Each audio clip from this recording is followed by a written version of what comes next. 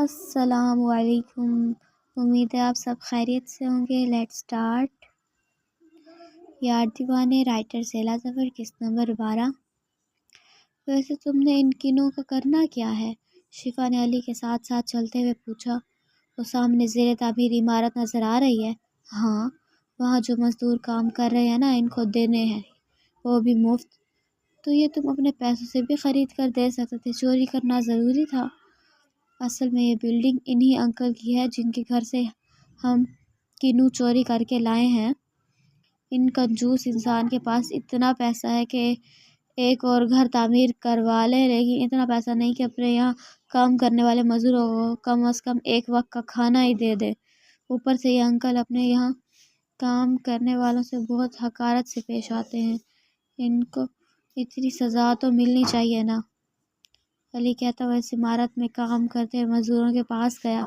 آج جاؤ بھائی لوگ، تمہارے مالک نے اپنے باغ سے تازہ تازہ کنوں بھجوائے ہیں تم سب کے لیے۔ علی نے ان سب کو کہا تو سب جلدی وہاں آنے لگے۔ ان مزدوروں میں بچے، بوڑھے اور جوان سب شامل تھے۔ ارے انکل، کیا حال ہے؟ علی نے ایک بوڑھے مزدور کو دیکھتے ہوئے کہا جو شاید افغانی تھے۔ میں بالکل ٹھیک ہوں۔ یہ لے انکل، کنوں کھائیں۔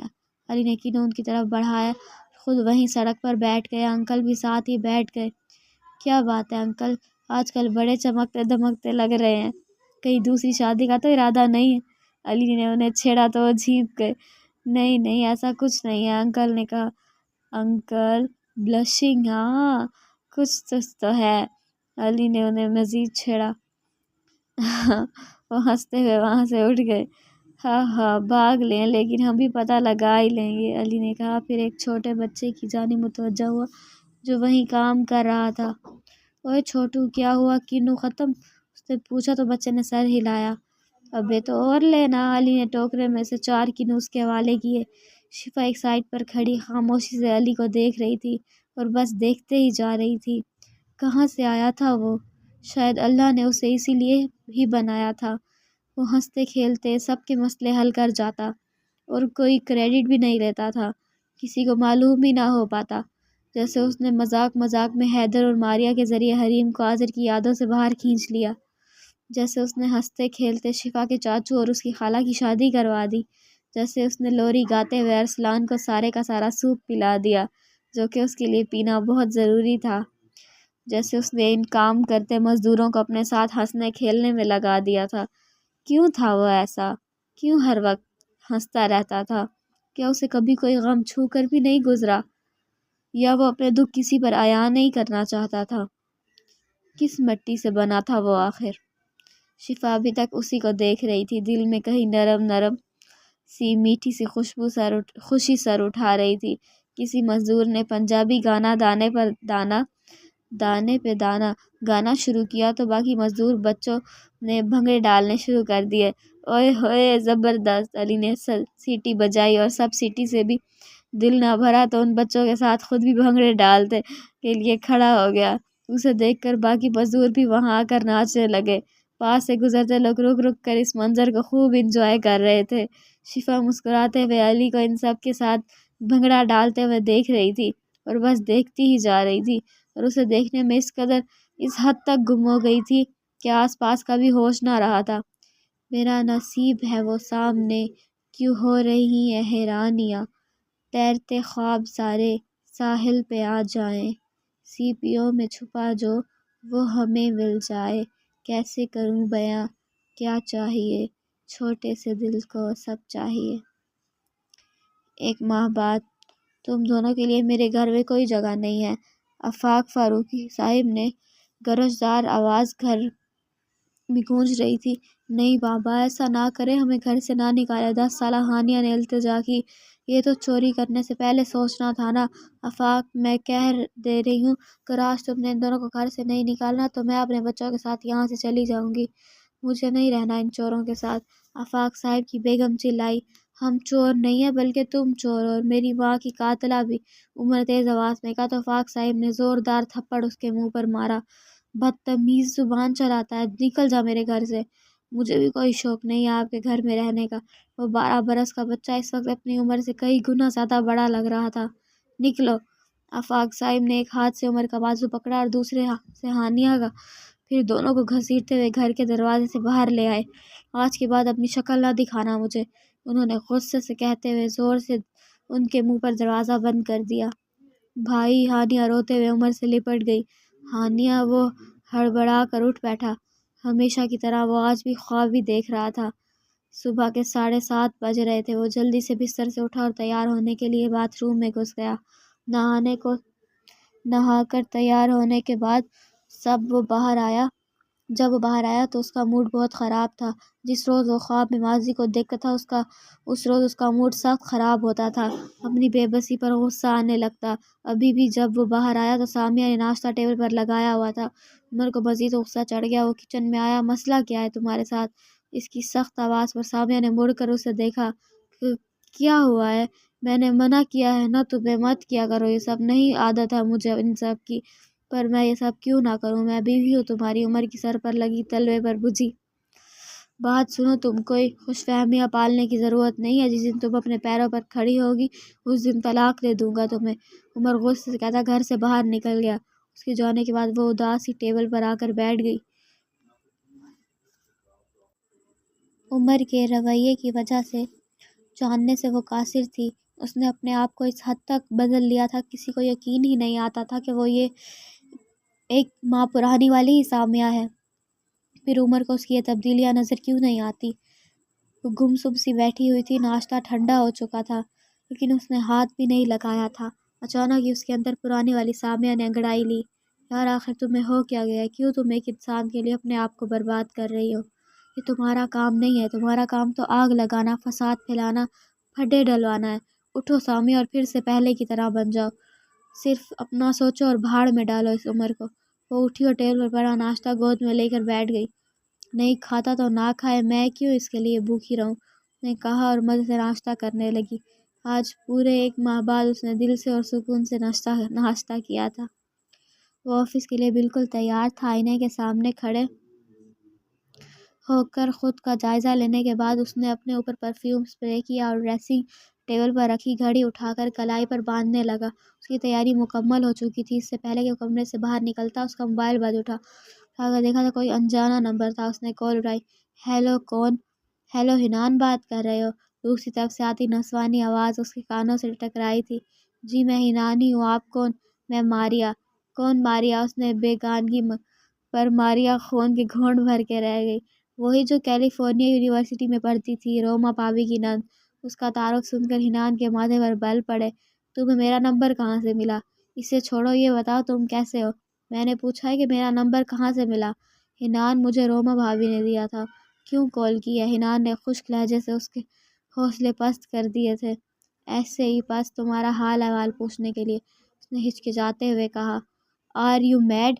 तुमने सुबह के 8 बजे मुझसे हाल अहवाल पूछने के लिए कॉल की है? इतने सख्त लहजे में उसने कहा था। तौहीन के एहसास से मारिया का चेहरा सुर्ख हो गया था। हिनान, मैं क्या करूं? मेरा दिल कर रहा है तुमसे बात करने को, इसलिए वक्त का भी लिहाज नहीं किया। उसका दिल किया कि वो अपना सर दीवार पर दे मारे। वो लड़की किसी दिन उसे बदनाम करके ही छोड़ेगी। लिसन, मेरा और तुम्हारा ऐसा कोई ताल्लुक नहीं है जिसके तहत तुम मुझे किसी भी वक्त कॉल कर लो, और वो भी सिर्फ इसके लिए कि तुम्हारा दिल चाह रहा था। आइंदा मुझे बिना किसी काम के फ़ोन मत करना, ना मैं तुम्हें ब्लॉक कर दूंगा। हिनान ने बेतासीर लहजे में कहने के बाद कॉल काट दी। मारिया गुस्से के उसकी सांस तक फूल रही थी। भाई, उसकी 15 साल छोटी बहन हमना कमरे में दाखिल हुई। हाँ कहो, आप नाश्ता नहीं करेंगे क्या? हाँ बस आ ही रहा हूँ। अच्छा सुने भाई, आज रात के खाने पर जूबी और सूबी आ रही हैं, तो आप ज़रा जल्दी आइएगा।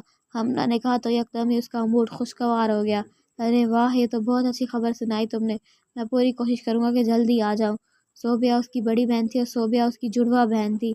दोनों ही खैर से अपने अपने घर की हो चुकी थी। उनकी आमद पर वो हमेशा ऐसे ही खुश हुआ करता था। दूसरी तरफ मारिया अपने मोबाइल को मुस्कुराते हुए देख रही थी। ताल्लुक है नहीं तो क्या हुआ, मैं बना लूँगी। उसने दिल ही दिल में सोचा, लेकिन शायद वो ये नहीं जानती थी कि हमेशा वो नहीं होता जो हम चाहते हैं। पूरा दिन उसके ऑफिस में किसी काम में दिल नहीं लगा था। बिलाखिर जैसे जैसे वक्त गुजरा और घर जाने का वक्त हो गया, पार्किंग में आया और अपनी गाड़ी में बैठ गया। سارے راستے اسے صرف سامیہ کی فکر ہو رہی تھی۔ آخر میں کیوں اس کے سامنے اتنا روڈ ہو جاتا ہوں؟ فضول میں غصہ آ جاتا ہے مجھے۔ اس بیچارے کا قصور کیا ہے؟ عمر نے خود کا احتساب کیا تو ہر طرف سے اپنا ہی قصوروار نظر آیا۔ پچھلے 1 ماہ سے اس کا یہی حال تھا۔ وہ دیکھ رہا تھا کہ سامیہ نے اپنے آپ کو بدل لیا ہے۔ وہ بنا کہے اس کی ہر ضرورت پوری کر دیتی تھی۔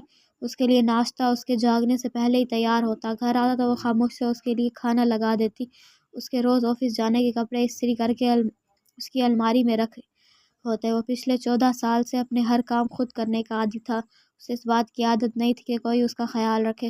وہ اس توجہ کا عادی نہیں تھا۔ وہ چڑچڑا ہونے لگتا اور اسے خود بھی نہیں پتہ چلتا تھا کہ ایسے کیوں ہو رہا ہے۔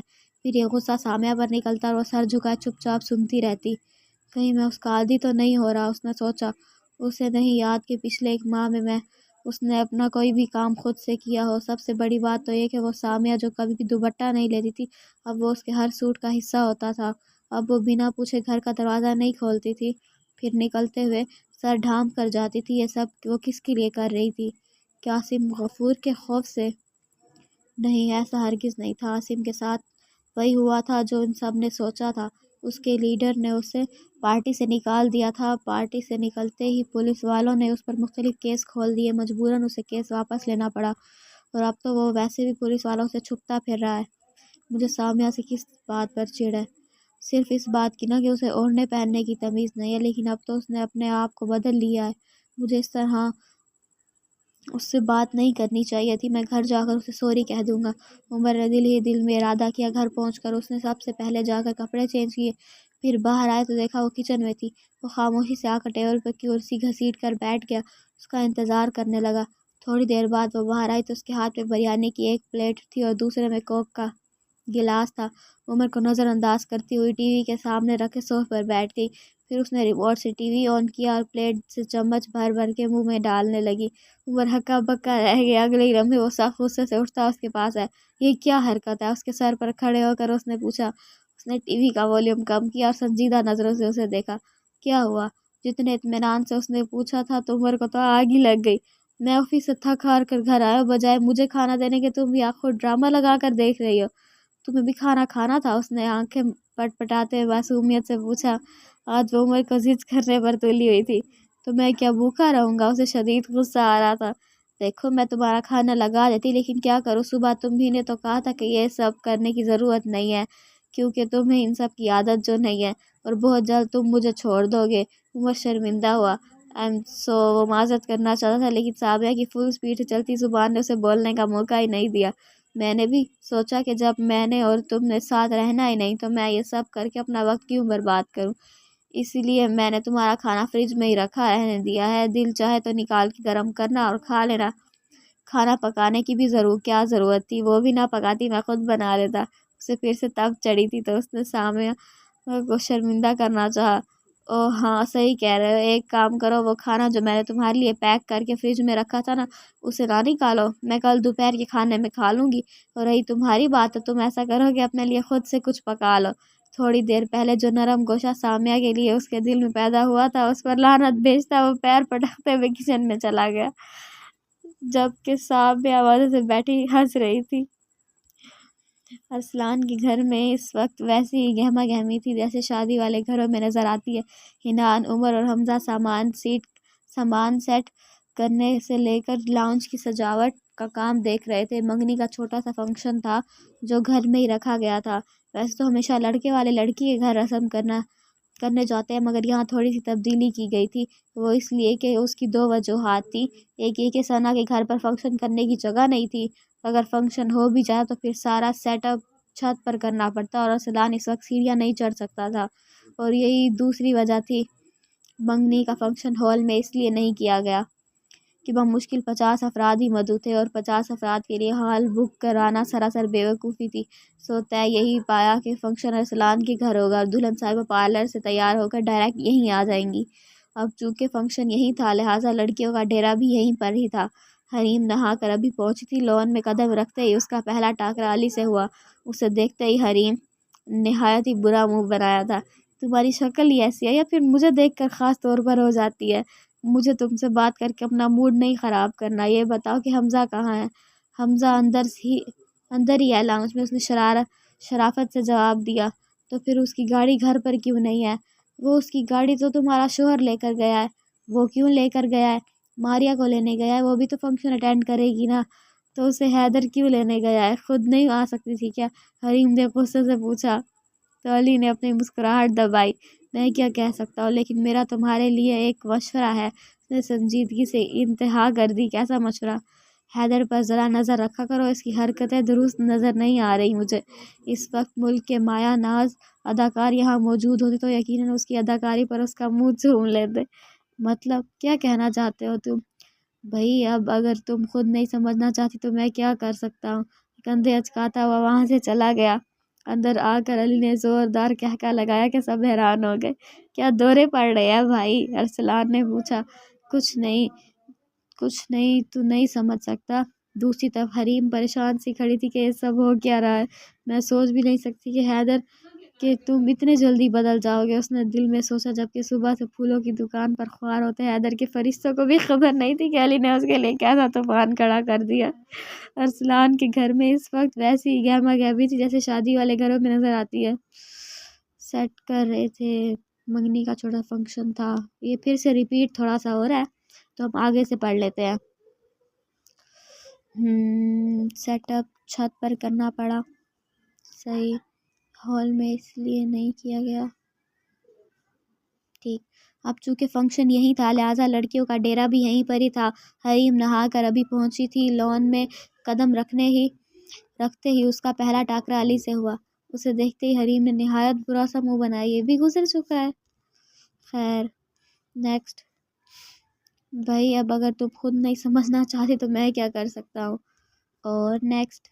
کچھ نہیں، صحیح، یہاں سے کرتے ہیں۔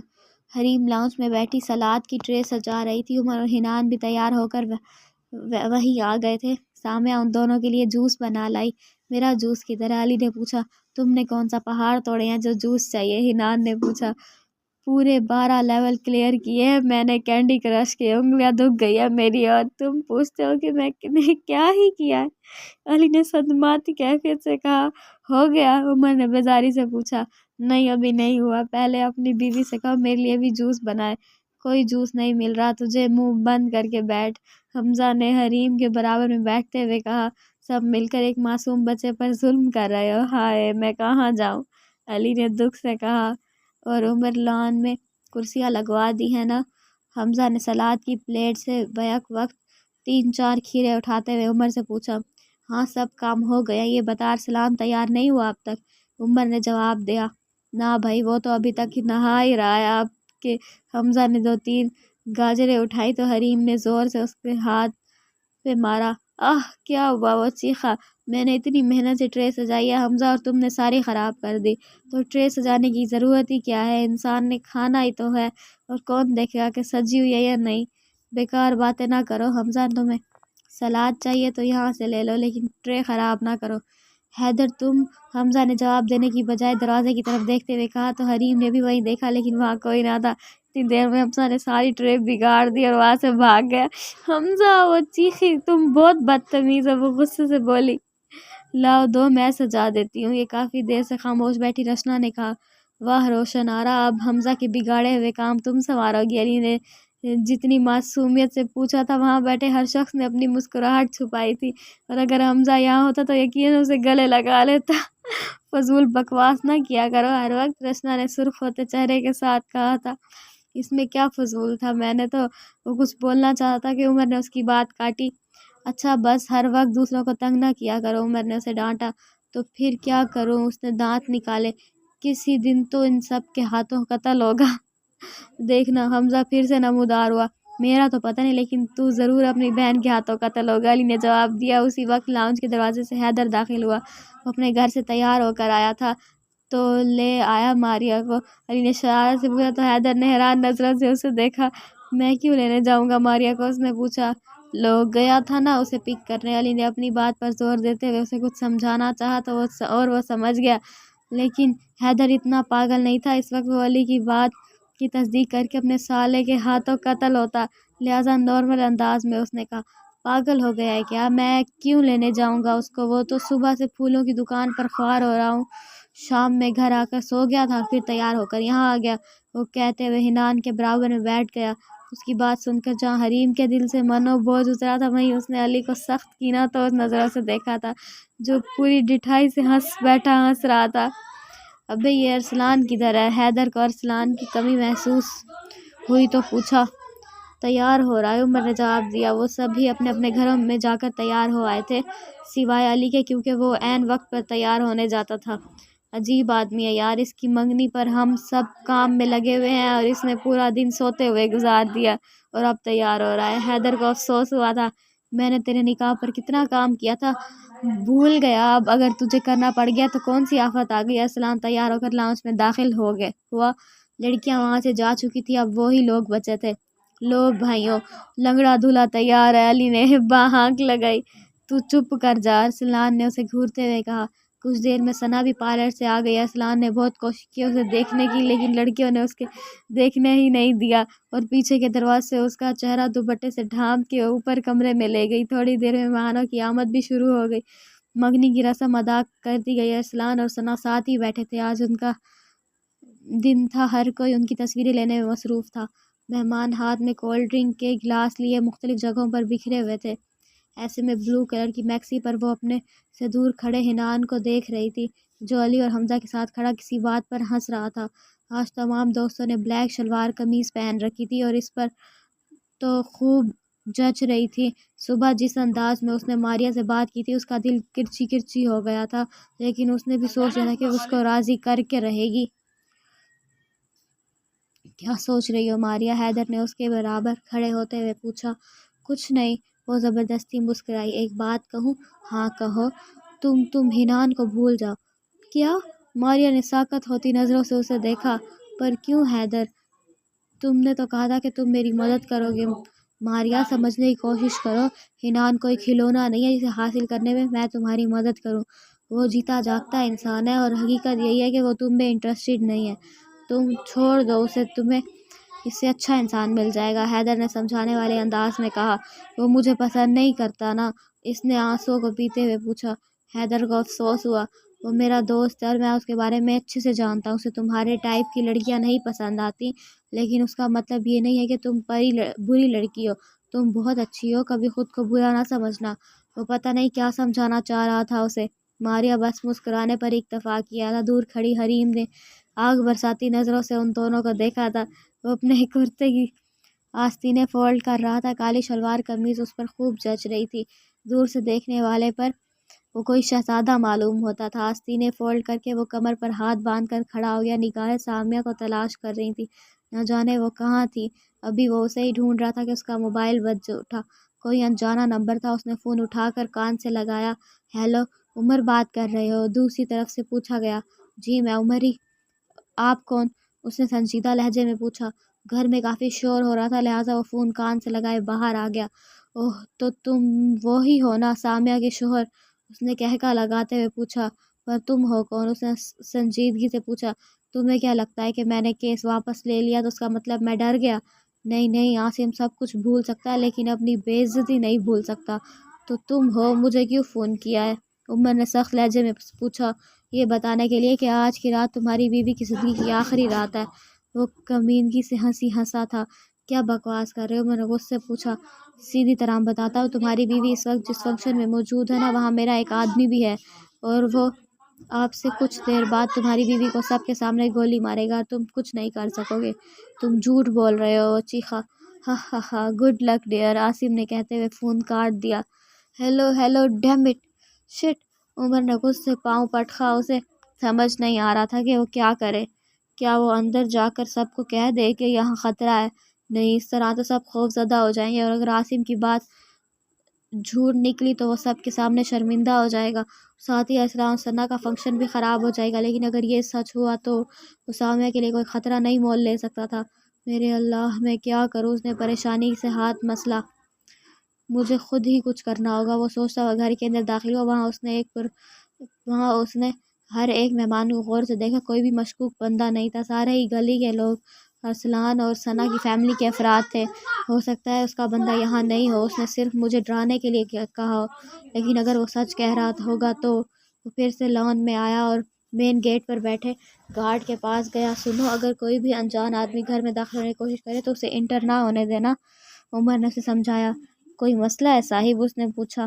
نہیں نہیں، میں بس اس لیے کہہ رہا ہوں کہ باہر بہت سناٹا ہے۔ اچھا صاحب، صحیح ہے۔